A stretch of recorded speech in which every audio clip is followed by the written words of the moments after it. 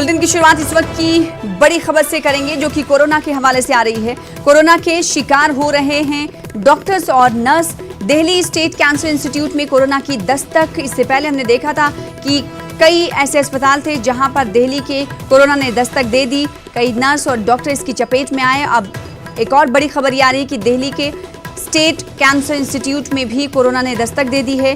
कई एक डॉक्टर और दीगर स्टाफ में कोरोना पॉजिटिव की खबर है।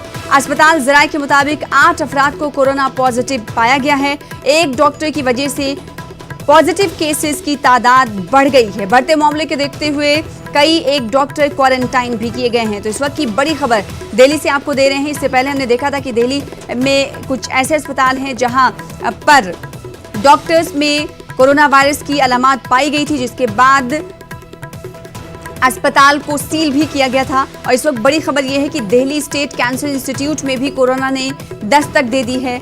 कई एक डॉक्टर और दीगर स्टाफ में कोरोना पॉजिटिव की खबर पाई जा रही है। अस्पताल जराये के मुताबिक 8 अफराद को कोरोना पॉजिटिव है, माफ कीजिएगा। एक डॉक्टर की वजह से ये तमाम केसेस बढ़े हैं।